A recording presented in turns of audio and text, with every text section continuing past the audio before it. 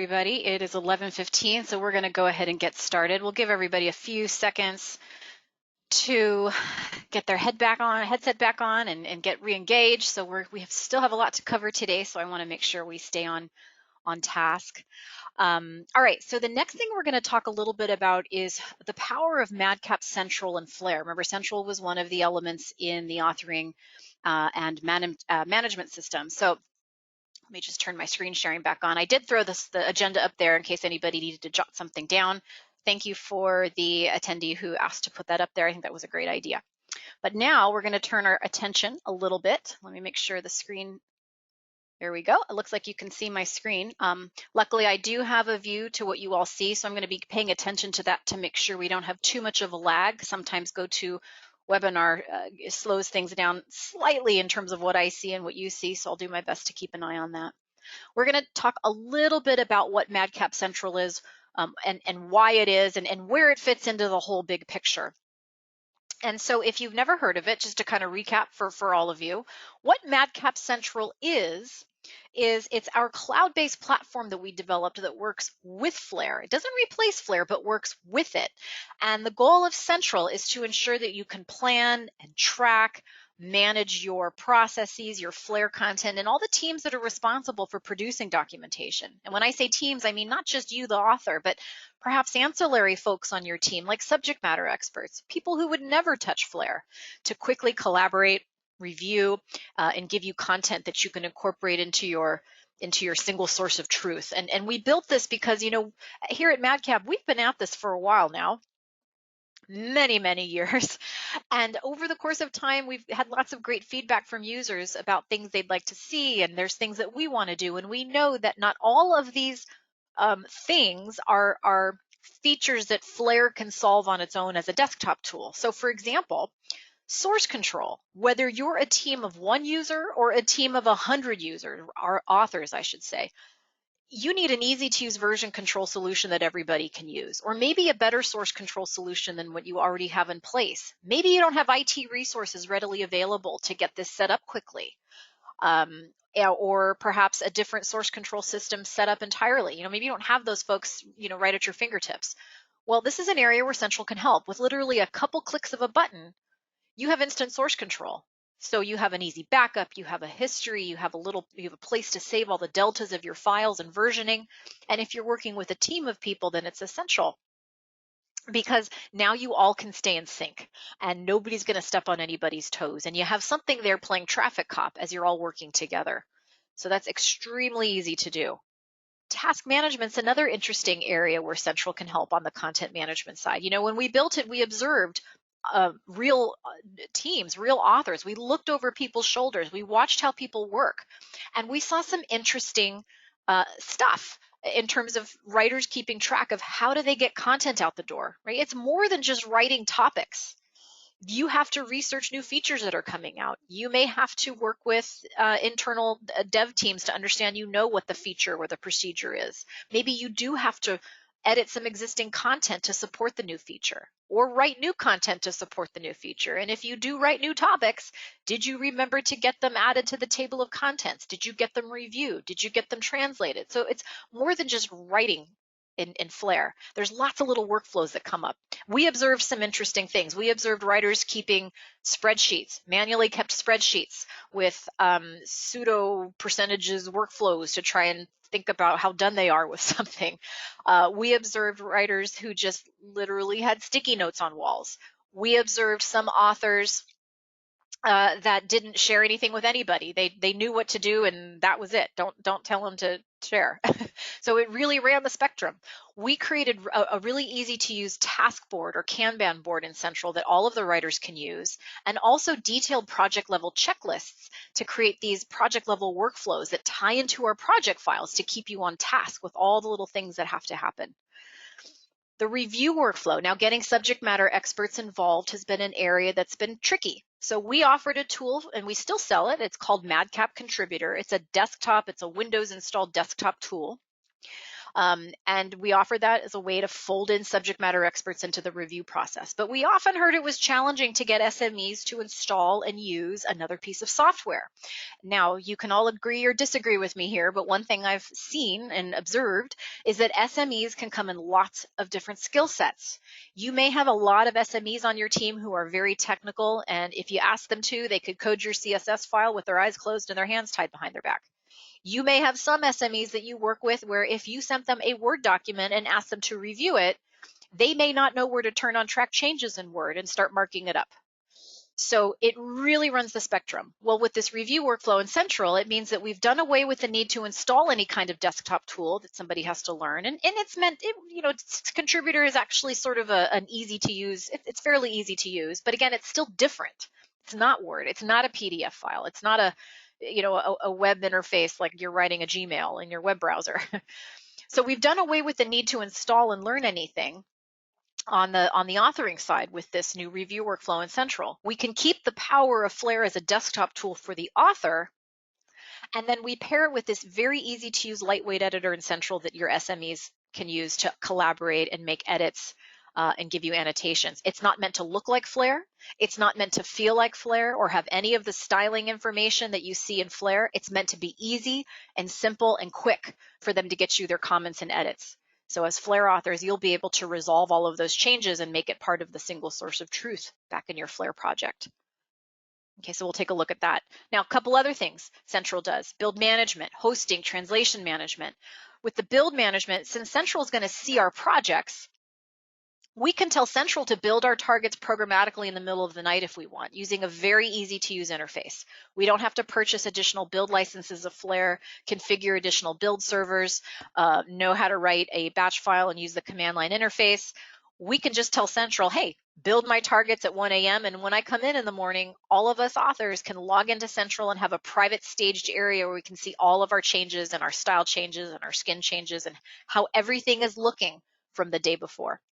If anything, if we look at our content and we say, yep, that looks great, let's set it to live, optionally, Central can be used as a content hosting engine where we can set our builds to live with one click of a button. We don't have to rely on IT to get a web server set up for us, and we can have a vanity URL that we manage so that our readers our users of our information can actually access the content. It's optional. You don't have to use it for that. You still may have requirements to publish it to your own servers internally, and that's fine, but Central just makes it very easy. And then also translation management. You may have a need to have all of your guides and websites translated into lots of different languages. When Central can see our projects, we can tell it, we can check off the targets that need to be translated, and a nice interface comes up that says, hey, I need these 10 targets translated into all of these different languages. And Central will package them up and send them to our Mad Translations team. Now, what will happen in about a day or so is you'll get an email back from them with an analysis and a quote. It's not a binding quote, but it's a great place to begin since we have a fully ISO certified Mad Translations division of our company. They know Flare really well. They know other source content really well. If you need ResX files translated, text files, whatever. But this is a really quick way to get a quote and an analysis of your source content to get it translated.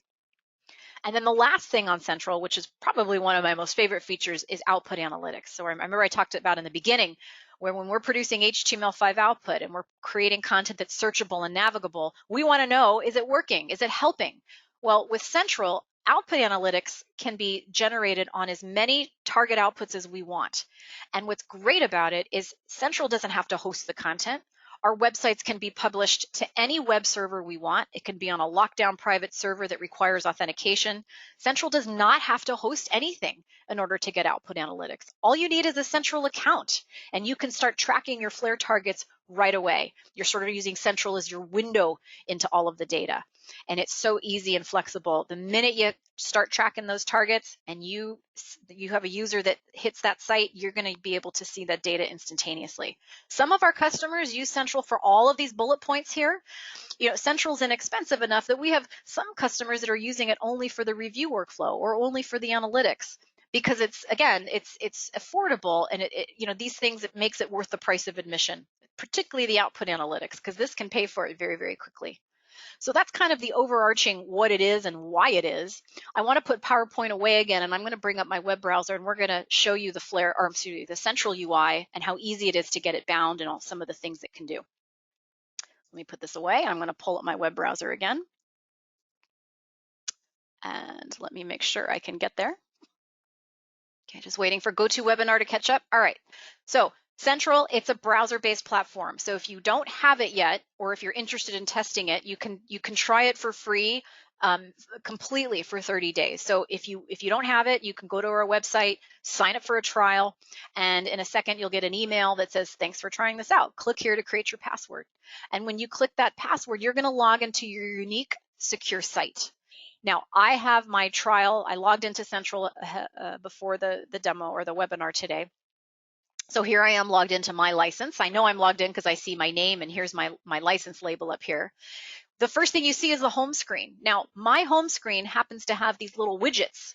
Widgets are information objects that we can add that tell us a little something that's happening in the system. Everybody's idea of what's important to them is a little different, so everybody's home dashboard is going to look a little bit different. We can add the dashboard widgets up here, so we have a number of widgets from which to choose. Also, each widget has a little gear, so you can configure what you see in the widget. So I'm going to spend a little time in Central first. If there's any time at the end, I'll come back to these to hopefully they'll make a little bit more sense when we go through it.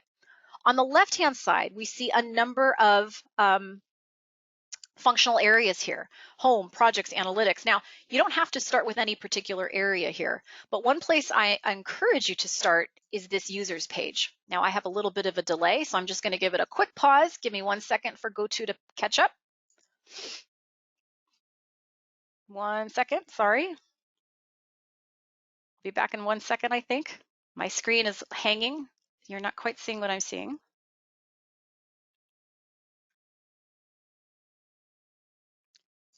All right.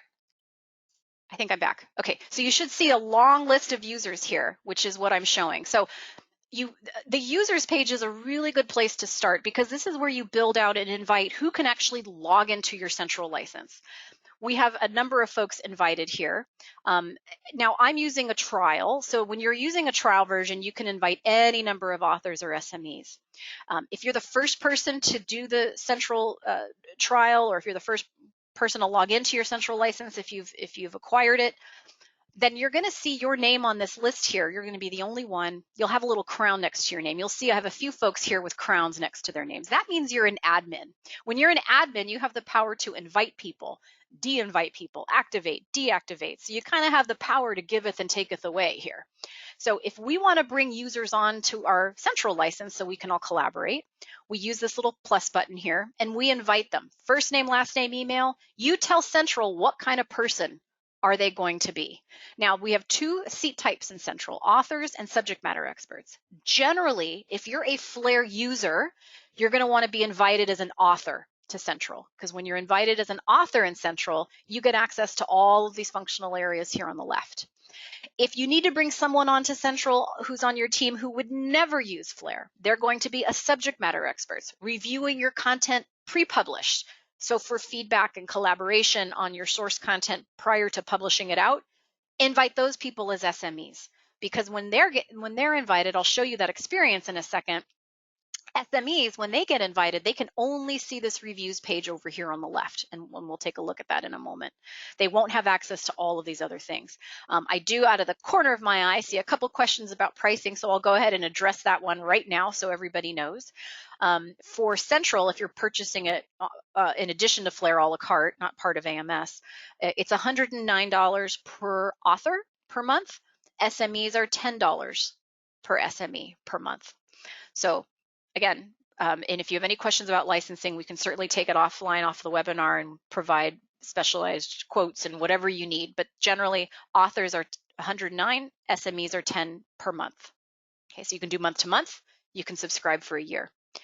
So we tell Central what we want, who they're going to be. We send the invitation. That person gets an email, and in that email is a link they'll click to create their password, and they'll be invited. Now, when you are that admin, you can also move people around. You can notice here, I've got a number of authors. I've got some SMEs here. Maybe I'm only paying for 2 SMEs per month. My little indicator up here pretend this 10,000 isn't there, I'm using a trial. If I was only paying for 2 SMEs, this would say 1 of 2. I've freed up a seat. Even though I've got 2 SMEs here, I could invite somebody else to my license because I have an extra SME seat to pass out. Maybe I don't need Jay for the next 3 months for this review sprint we're doing. I need to bring somebody else on. So with Jay deactivated, I can bring somebody else on as an SME. Maybe we don't need that SME after that and we need Jay again. Well, it's as simple as selecting a user here. If we want to turn somebody back on, maybe I need to turn John on as well as an author. I can use this little button up here and I can tell Central I want to activate them again. So as an admin, we can activate and deactivate people. We don't necessarily have to delete them from the system. We can just put them on park if we need to free it up and see somebody else. Okay, so notice it says 2 here. So I wouldn't be able to invite anybody else as an SME until I deactivated one if I was only paying for 2 SMEs. Okay, so we can kind of musical chair these people around quite easily. I want to talk quickly about the tasks page. This is that active task board that I mentioned. It's like a Kanban board. Tasks can be in 3 states in Central. They can be in to-do, they can be in progress, or they can be in this completed state. So when authors log into the task board, we see everything that everybody's working on. And sometimes, as you can see, there's a lot going on. It can look a little bit busy. Tasks can be created for ourselves. So if we want to create some high-level tasks and to-dos and reminders, or we can assign tasks to other authors on Central. Okay, so we can have tasks created for us. Others can create tasks for other authors. One thing that I like is the ability to toggle between what we all see and what is assigned to us individually. There's a little button up here. If I select all tasks, I can toggle. I can just see what I'm responsible for. So right now I'm looking at only the tasks that are created for me, that I created for myself and that others have created for me. So if I need to look at the details here, I can select it. So here's a task that Mike created for me, gave me a description. I'm supposed to review this checklist. I know when it starts. I know when I'm already past due here. But as I start moving this task through its life cycle, if I'm ready to start working on it, I can just grab it to the in progress column. And just at that moment, if depending on how Mike configured his profile, he can get a notification that I've moved this task from to do to in progress. Maybe he gets an email. Or if anybody, we integrate with Slack. So if any of you use Slack for corporate communications, you can set up these notifications to come through private Slack channels as well. And we can just keep moving this thing through its life cycle until it's done. So really straightforward on tasks. Again, out of the corner of my eye, I saw a question about, do we integrate with Microsoft Teams? Well, Slack was the most requested one initially when we released Central, so that's the first one we did. We don't integrate with Microsoft Teams yet, but it's a fantastic suggestion, and I'll certainly get that submitted on your behalf. Another question came up that I think is great for everybody to see. I know I said we'd take them at the end, but I think this is an important question to repeat for everybody. What about Git and Jira? Can Central pull that info in? Well, from the source control standpoint, I will say that Central is actually built on Git. So when we connect to Central, we'll see the Git philosophy through the Flare interface. So we're using the push and pull. So it actually is using Git for source control. On the Jira side, we don't integrate with Jira yet, but it's a feature suggestion that's come up quite a bit. So I'll do the old, I can neither confirm nor deny we're working on it, and I hope that we'll see that support very, very soon. So I hope that helped for all of you asking about Jira. Thank you for asking. All right, so we're back here on tasks. Let's move on and talk a little bit about the projects page. The projects page shows us a list of all of the projects that we've copied or cloned up on Central. Remember I said part of what Central could do is source control. Central has to see our projects so that we can stay in sync and do our pushes and pulls, so that we can do our builds, so that we can send content out for review. And the way we get our project cloned or copied up here is not through the Central interface. We actually do it through Flare. So I'm going to put a different hat on for a second. I'm going to switch to Flare for just a hot minute. I have another Flare project here that I had open that I want to use. So we've got just a basic Flare project here. Should look familiar to you. We were just looking at a Flare project. This project is not bound to any kind of source control. It's not bound to Central, but I need to get it up there so that I can invite other writers on my team who have Flare, whom I've invited to Central as authors. We all need to stay in sync and collaborate, and we're going to need to send some content out for review. So what I can do, now that I have my Central account, from the view ribbon up here, I can choose to log in to Central. Okay, so, oops, it went quickly there. It remembered me. Let me log out. So you're going to log into Central here. It's your username's your email. The password is whatever password you created to log into that secure Central license that you created, either as a trial or from your purchase. So I'll log into my Central account here. Hopefully I didn't typo anything. So you know you're logged in, so you'll see your name and your email. I have a silly little avatar here that I created in my Central profile that would show up as well. You'll notice you've got some buttons here. So in order to get we only have to do this once to get our project up on Central. So this is like that bind exercise to source control. We're going to use this button here, which looks like the end of a plug, and we get a tooltip, upload the project to Central. That's it. I want to clone this local copy and get it up there. Now we choose our Central license. I happen to be part of a few licenses here internally for testing purposes, so ignore this. I'm just going to choose that same license we were just looking at. And then I'm going to give it a name. Now it's going to fill in whatever project name you gave your Flare project. It's going to do it by default. You can change it if you want to. It's just what's going to show up in Central. I'll click OK, and it'll go through this quick binding exercise. Now, I didn't ask IT for any help. All I had was my One Central account. So in a second here, we have this message now that says bind successful, and that's it. We're connected, we're bound. And I should have pointed this out, I forgot because it's so quick and easy. I now have a new source control tool ribbon up here that I can use. So for anybody who's familiar with Git, like I said, it's using a version of Git under the hood. That's the language you're seeing with this direct integration with Flare. So this is how we're going to stay in sync with Central. Okay, we're going to be pushing and pulling right from here to make it easy. Now I've got it up there. Okay, I can stay in sync now, but what about Mike? Mike's on my team. He has a license of Flare. I've invited him as an author to Central, but he doesn't yet have this project. And so we need to collaborate together as authors. So what he's going to do a very similar approach or very similar steps that I just did. He'll go to the view ribbon in his license of Flare. He'll log into Central. I've already invited him as an author. But once he logs in, these buttons will become available to him. Now he only has to do this once. What he's going to do is he's going to use this button here, which is import a project from Central. So in the source control rule, this would be like doing an initial get or a checkout. Same thing. So he's going to click that. He'll see a similar wizard that we just saw when we did the connection. He chooses his Central license, and then he'll see a drop-down of all of the projects that are cloned up there that he has access to. He'll choose the project, which would be Workshop 1, click OK, and it's going to do a pull, and he's going to pull down the most current version of the project file. Okay, so that's how we as authors will stay in sync. So we're using Git as our source control under the hood. So when we work, we'll do our commits, and I'll do a commit here later on. But we'll be pushing and pulling from Central and staying in sync that way. That way we've got that traffic cop behind the scenes. So if we ever run into a conflict, Flare's going to help us out and tell us, hey, you're not working on the most current version. Do you want to resolve the conflicts and merge everything together? And that's the beauty of source control working behind the scenes. Now this whole process of getting it, from here, you only have to do that once. When you close down Flare at the end of the day, and you open it back up tomorrow, it knows it's connected to source control. So when you fire up Flare again, it'll prompt you to do a pull. So you only have to do that pull request from here once if you don't have the project yet. Okay. All right, so that's how we get connected. Now, what about the review cycle? So, what if we're starting this project and we need to start inviting other folks to review? This is where that subject matter expert and that lightweight editor in Central comes into play. So with my project bound, I can select this review tab here, and I can send this topic for review. So I'll go ahead and select that button. My topic is loaded here. Now, if I had additional files I wanted to include in this review package, I could use the little plus button here. I could add additional files in my Content Explorer to send out for review. You can send what you want. I'm just going to send the one here.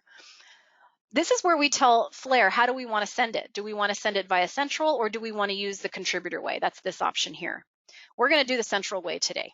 So I'm sending it there. I'm going to click Next. And I'm presented with a list of all of my active users. Okay, so here are all of the active authors and SMEs on my Central license. We can invite authors in Central to review the file as well. So if your boss is on vacation and they happen to be an author in Central and you want them to check something out, well, as long as they have an internet connection and a web browser, they don't need Flare. They can be on their big iPad Pro if you want them to be, and they can check out your topics. So all they need is an internet connection and a web browser in order to view to be asked to review these things. So here's where we say who should be invited to review this for this particular review lifecycle. Well, we can ask anybody on this list. I'm going to just, because I wanted to show you the SME experience, Tim is invited as an SME on my license. I have the login for Tim, so I'm going to cheat and choose Tim as my SME. In fact, why don't I see if so Mike, I'll ask you to submit this too. I'll go ahead and we'll see if we can be more than one person at one time here. What's cool about the review lifecycle is that we can have multiple people reviewing a file at the same time. And so I'll go ahead and click send here as I keep talking. Okay, so we don't have to daisy chain files around the table anymore. If anybody's ever used Google Docs or Google Sheets, we sometimes will share that document with multiple people, and you may see edits happening dynamically on the screen, and that's what we're going to do with Central. We don't have to, if reviewer 2 wants to see what reviewer 1 is doing, reviewer 2 doesn't have to wait anymore for a Word doc or a PDF or a contributor file to come to them. We can all be in there at the same time. So files have been sent for review on Central. That's good. Right at that moment, Tim and Mike just got an email that said, you have files for review. Click here to view them. Because they've already been invited and authenticated, now I'm going to put my Tim hat on. I'm going to put Jen away for a second. Let me pull up Tim. So when Tim clicks that link in his email, he's going to come to this. His web browser is going to fire up. He's already been invited, so if he's just been in there, it'll authenticate him again. And we know we're in because here's his name, here's our license. And we have some instructions here. Review your topic, select a file from the left to get started. Okay, so look at over here on the left. First of all, remember Tim is an SME. All he can see is this reviews page. He does not see all the other stuff that we were seeing as an author in Central because that's all he's doing is reviewing. Here's that file. Here's his pending columns. These are all of the files that he's been asked to review that he's got open to check out. So here's getting started. And when I select it, notice that it loads in what's called our lightweight editor. It's lightweight on purpose, as I mentioned in those slides. It's not meant to look like Flare. It's not meant to feel like Flare. It's meant to be easy for Tim to get these edits quickly. So if I need to start editing, I'll say, step 3 goes here. So there's my content that I've added. My change is automatically tracked over here on the side. We have very basic styling. All of this stuff will map back to our style sheet, but we don't need to burden them with CSS. We want them to give us our edits and those collaboration and the review quickly. So, but if I do know a little bit about structure as an SME, I can click in here. Maybe I decide that needs to be a heading 2. Well, crosses the old one out, drops the new one in. We can add annotations. So maybe I need to insert an annotation here that says, this is so great. Well done. Whatever it is, I could put in my comment. Now, because I asked Mike to review this thing, we may see some dynamic editing happen. So I'll give Mike a little nudge. Maybe he wants to start typing in some information in here. Keep our gaze under here, and maybe we can see. There's Mike's comment. He just added this comment. This looks great. He may start typing some text as well that we may see pop up dynamically. Maybe he starts typing in the configuration overview step. So if he were to read this, so there he's put in new step 4 there. Do you see that happening dynamically sort of in front of our eyes? So it's a little hard because there's a lag on the go-to, but hopefully you see this dynamic editing happen because we asked 2 people to do it. Nobody's stepping on anybody's toes, however, because everything's being auto-saved. Now, as a reviewer, when I'm done and when Mike's done reviewing, all we have to do is click that green submit button and notice that the review status says completed, which is nice as an author because we can log into Central at any time. We can see these raw topics out for review, and we can see who's completed, who's done what we've asked them to do, and who still has it open. Who do we need to give a gentle nudge to get our reviews done? Okay, so very helpful for the authors to see. All right, so we're done, we're submitted. I just got a notification that reviews are completed, and I can click a link in that email. It'll actually open up Central for me, take me to my reviews page, and I can see all of these files in the editor. If I want to make little changes, I can. But at some point as an author, we need to take this reviewed topic and we need to resolve all of these changes and accept and reject these things, replace that old getting started procedure with our new one and make it part of our single source of truth. Okay, so back to Flare we go. Now there's another little helper window that you'll want to have open, which is accessible from the review page. It's called the file reviews. Okay, so this is the pane that shows us all of the files that are coming and going from our Flare project. So this is the one that's come back to us now. Okay, let me make this bigger. This is the one we sent out. This is the one that's come back. I'll go ahead and open it. So we can see all of these raw changes here. Now I can go through and accept these one by one if I want to, just like I would in something like Word. I can right click accept, or I can use these little helper buttons up here to save some time. So I'll go ahead and accept all changes. Okay.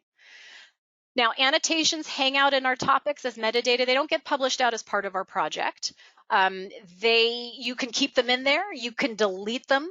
You can keep them in there and turn them off. There's a little show changes button up here. I can turn those off if I don't want to look at them. I can always run a report that shows me topics with annotations.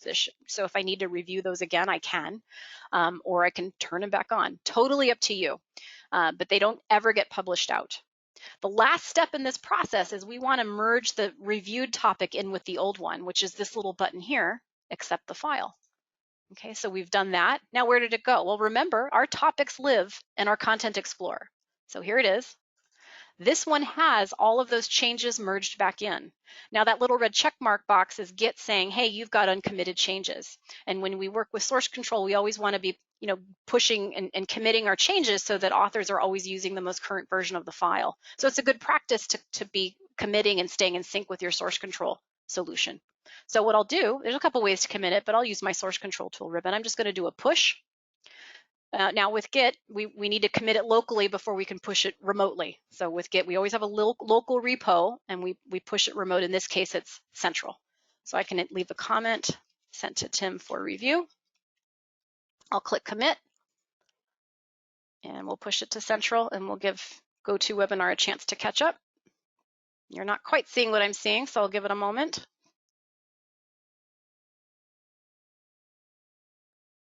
Okay, so it's done. We're in sync now. And because we've got source control there, we've got all of the benefits of the view history, for example. If we wanted to see, here was my initial one, here's version 1. So just like source control, we can revert back, we can show the differences, etc. So with the review again, just to kind of recap, nobody has to install anything. We can use this very easy, simple, lightweight editor to get reviews and collaborations quickly from our SMEs and other authors on the system. Okay, we wanted to keep it easier than writing a Gmail, not complicated.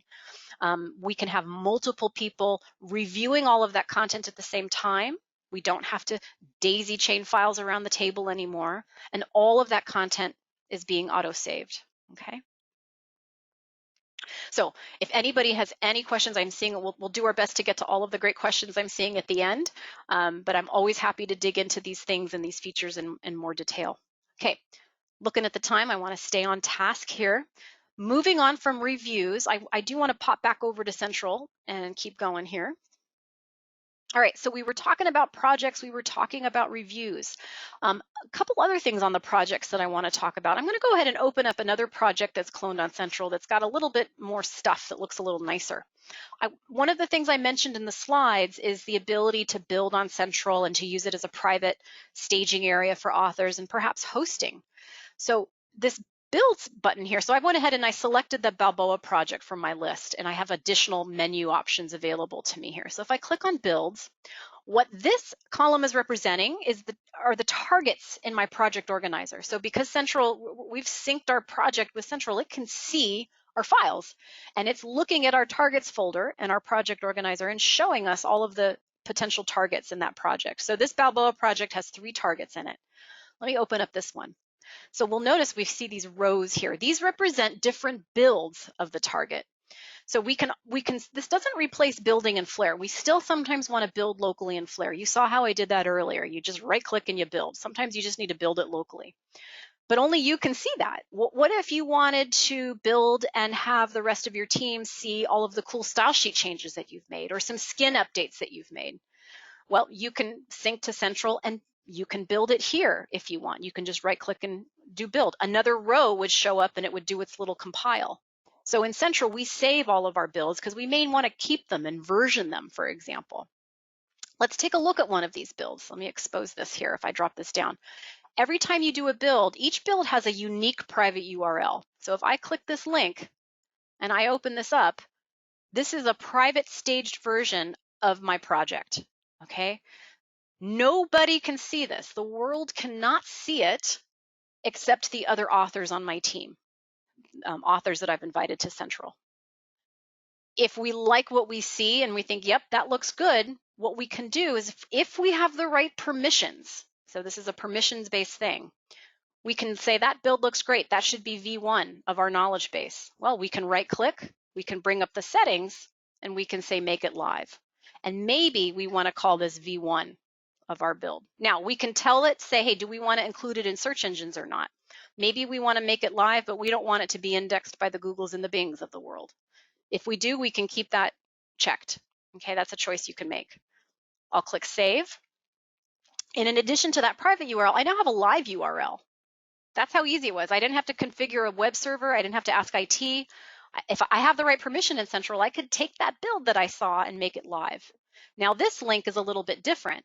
If I went ahead and sent any of you this link in the chat, why don't we give that a go? I'll go ahead and do it if anybody's so inclined. So I just sent that to everybody. Hopefully you saw that.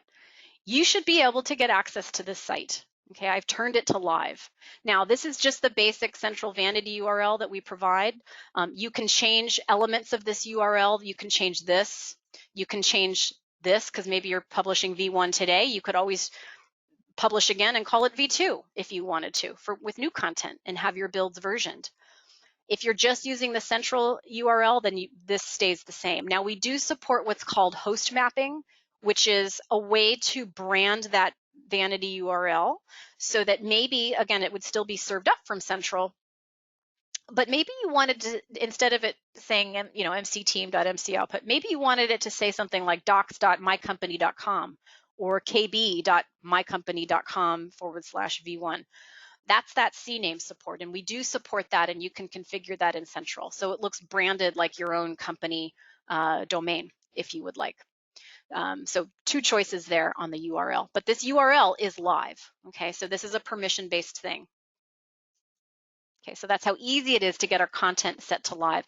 Now, this build, or this target also has a little clock next to its name. That means it's on a build schedule. So we can manually kick off a build here, and it will build the latest sync to Central. But let's pull up the build schedule so you can see. Maybe you want to have this thing build programmatically at night. So when you check in your changes at the end of the day, everybody's checked in their change, you want Central to build everything for you, okay? You can tell it, hey, build every night. If you build it at 12 a.m., you can choose your time zone, and then you click save. If we push changes as a team, if Mike and I are working on this and we push our changes at the end of the day, at midnight, Central's going to wake up, build our targets, and when we come in to work tomorrow morning, we can log into Central. We'll see a fresh new build here. We'll see a new row, and we'll be able to review it and see.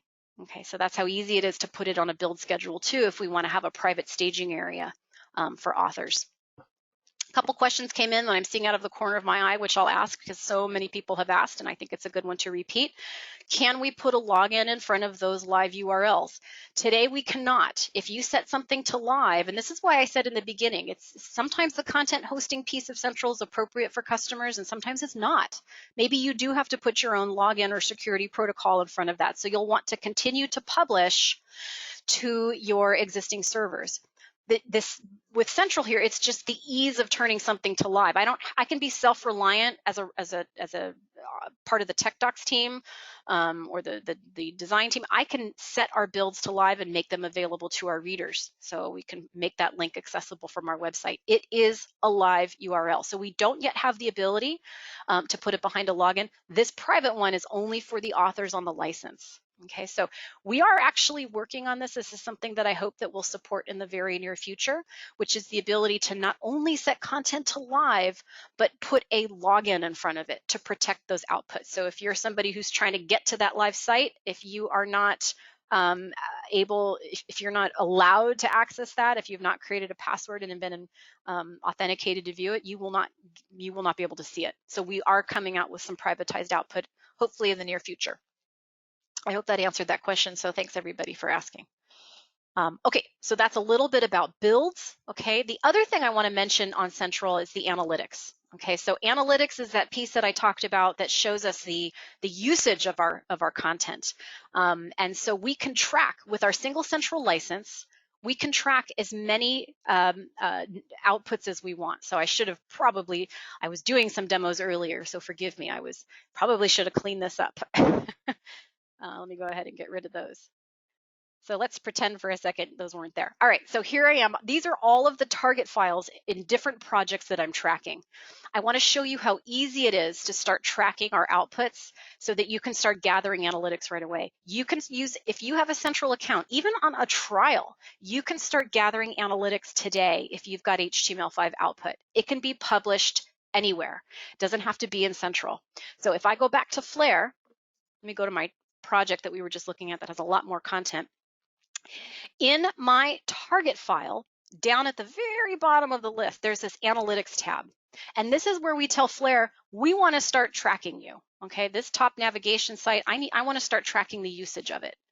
I'll choose my provider. In this case, we'll choose Central. Okay, we'll have to log in. I'm logging into my Central license again.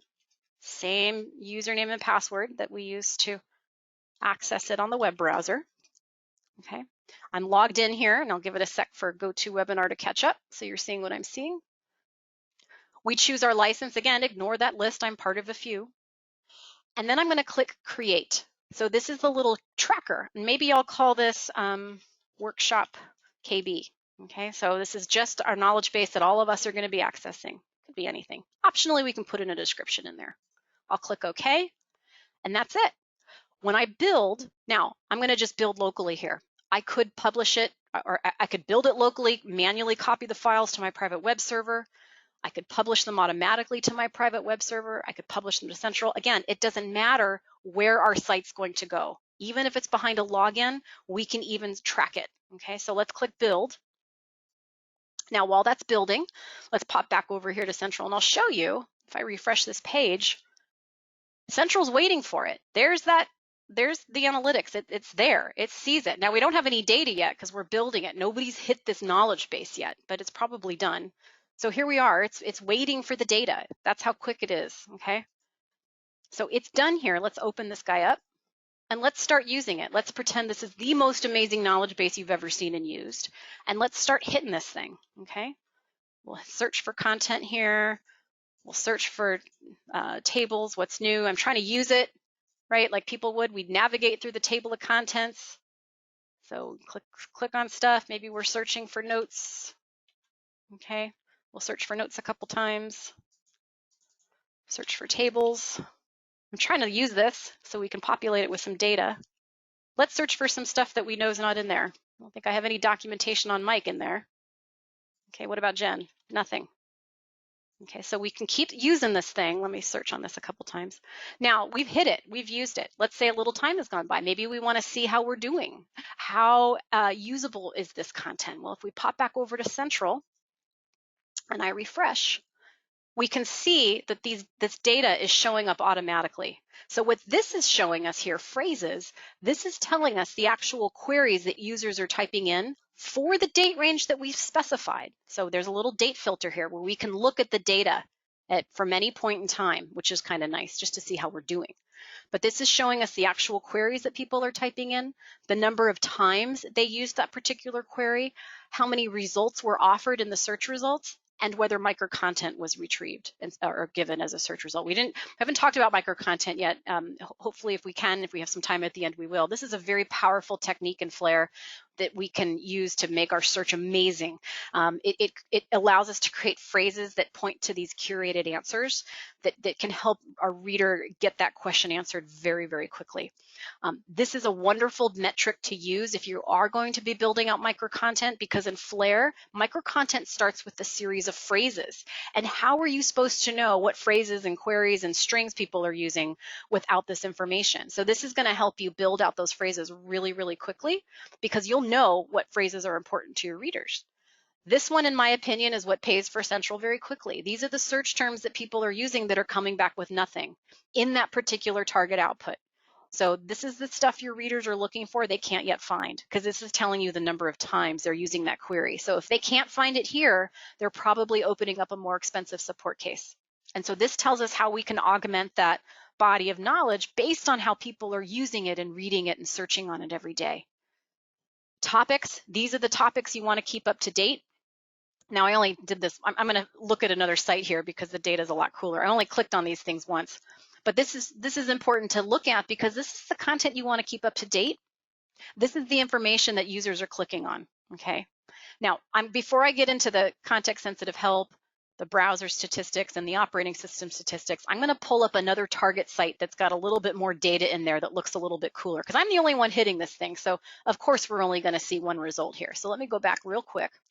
Let me open up this knowledge base. Now, this is a knowledge base that's published to an internal secure MadCap site, so only certain folks within MadCap can get to this. So this is showing us our phrases again. We already talked about this. So this is the stuff I probably want to think about building out some micro content phrases to support this because I've got a lot of searches on features, so I can start building some phrases around these queries that people are using.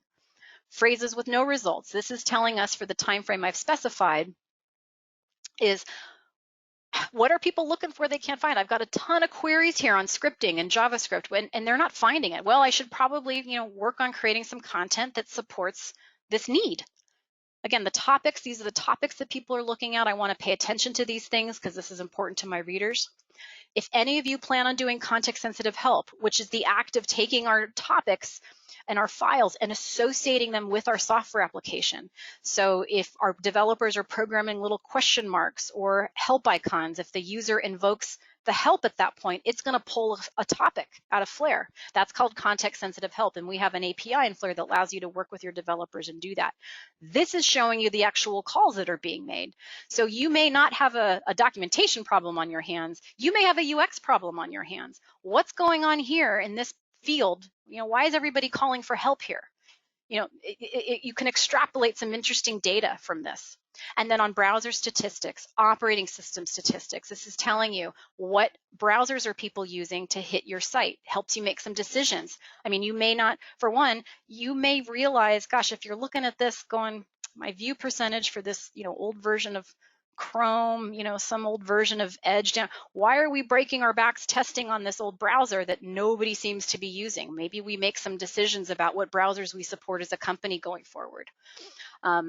Operating system statistics, same thing. Oh, before I move, let me just mention on the browser side, this is also showing us mobile browsers. So if you didn't think you had mobile users or tablet users, this is going to tell you. So you can start thinking about ensuring your content is responsive when you're producing HTML5 output.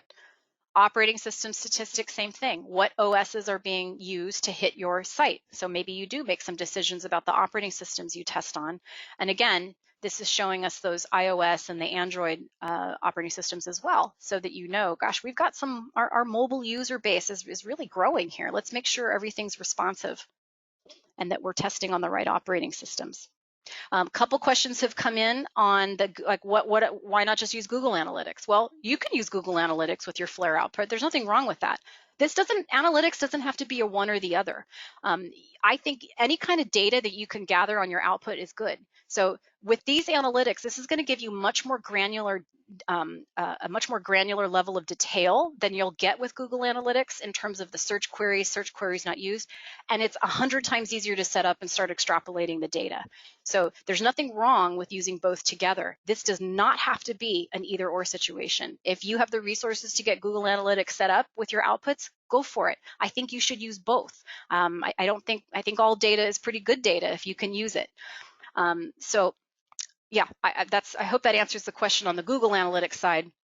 The biggest advantage is it's super easy to set up, and you're going to get more data as it pertains to these specific outputs, including those phrases. Because again, if we're not understanding what's missing quickly, that expensive support ticket is getting opened. And again, just to kind of reiterate, if you have to publish your content to a secure web server, and people have to log in to get to it, you can still use Central and get analytics. All you need is a Central account. You don't have to bind to Central. This is the one Central feature where Central doesn't have to see your project at all. All you need is a Central account. You'll log into it from your Flare target like I did. You'll give it a name and you'll publish wherever that publish resides, secure web server, public web server, central, it doesn't matter. You'll be able to start tracking the data on how your users are using it, because it's really that flexible. So if you don't use it now, I would encourage you to consider testing it out, and you can try this completely at no charge. Okay, so few folks asked that question, and I hope that helped. Thank you for asking, and I'm happy to reiterate that, because some people think that's just too good to be true, and it really isn't. It's really that easy, and so you can tinker with this in your own environment. So, and if you were, so again, you only need that one central account. So if you were only using Central for analytics, yes, it's $109 a month. And that one author can log into, you'd only have one person that could log in to see the data, but you could have 10 million people hit your site if you're tracking it with Central, and you could log in to get that data. So if you're just using it for that, then yes, all you need to pay is that monthly or subscribe to it yearly. All right, I'm looking at the time. I want to make sure I stay on task here. Let me go back to Central real quick. Keep those analytics questions coming. If you have them, we'll do our best to get to them at the end. In fact, all of the questions that are coming up, we'll try to do our best to get to them. Back to the projects, one other thing I want to point out in the last 5 minutes here. Let me go back to projects. I'll go back to the Balboa one. I'll do this as quickly as I can so we can be respectful of everybody's time. I do want to talk a little bit about checklists, because they kind of tie into tasks. So remember, we talked about that task board. Those are high-level tasks that we can create for ourselves and other writers to sort of say, maybe we create a task that says, hey, Mike, you work on this feature integration documentation. Maybe he creates one for me that says, hey, you take widget C integration. So we kind of can keep track of those things.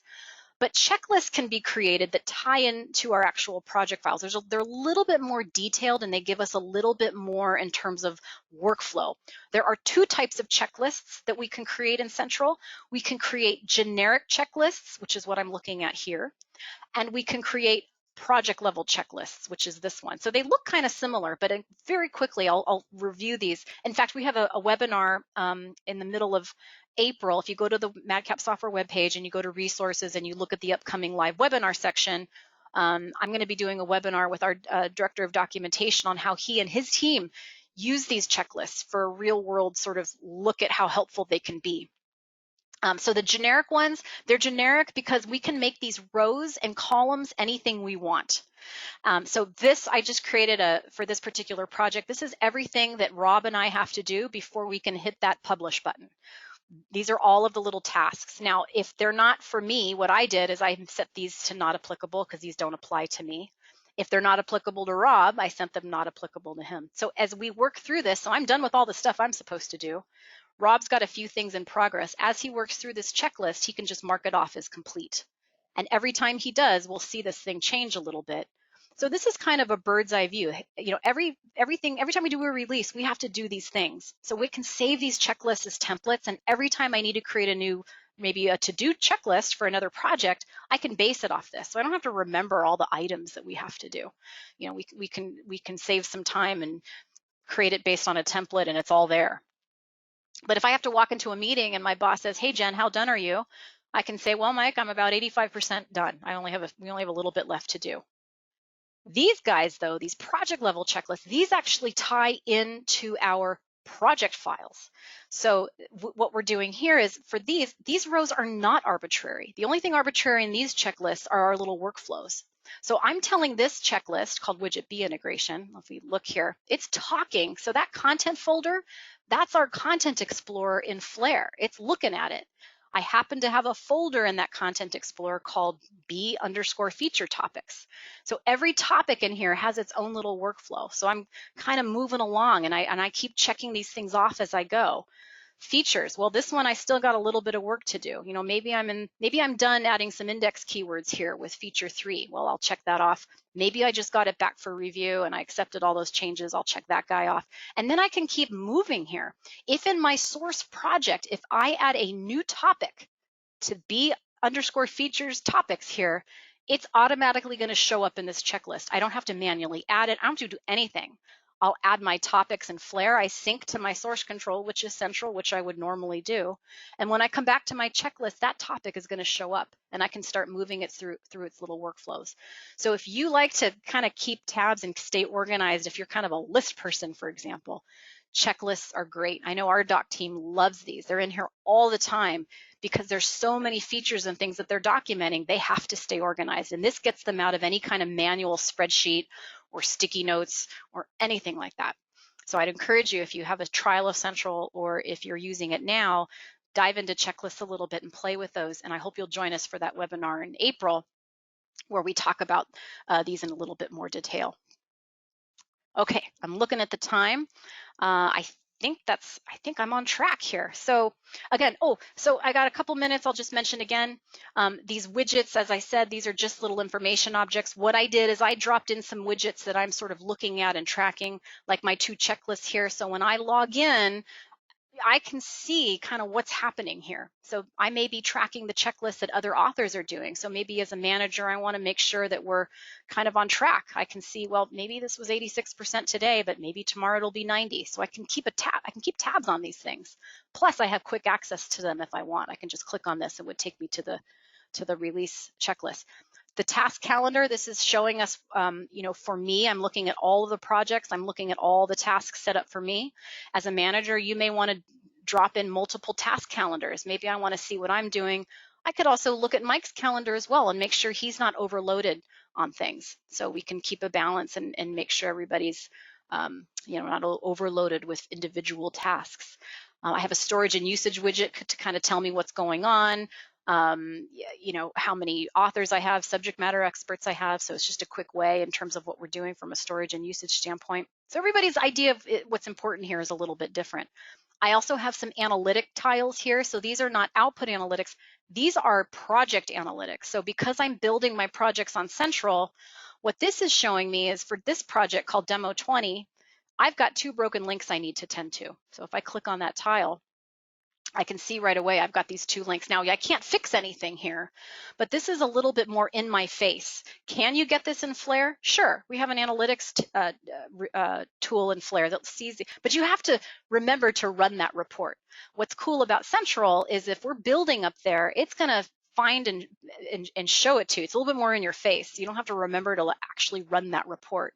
If I come in the morning and I fire up Central, maybe that thing built overnight, I can see right away that I've got 2 broken links that I want to fix before we publish anything to live.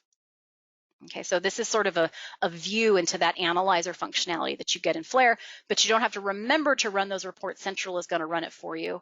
And you can drop these little tiles in here if there are particular analytics or metrics that you're looking at and want to pay attention to. So these are the ones that are important to me. Yours may be a little bit different. So again, a little different than the output analytics. This is talking to our actual source project files. It would be like the broken links report or the broken bookmark report that we would get in Flare. Okay, I'm looking at the time. We're coming to the end of our first module block here where we're going to break for an hour. My system clock says 12:13, so I guess we'll pause for the next hour and we're going to start back up again at 1:15 Pacific time. And I'm going to turn the reins over to Mike and he's going to take over and talk about content reuse and some fun CSS topics as well. So thank you everybody for hanging on. Let's go ahead and take a pause and we'll do our best to get to questions as they're coming in and we'll meet back together again in an hour.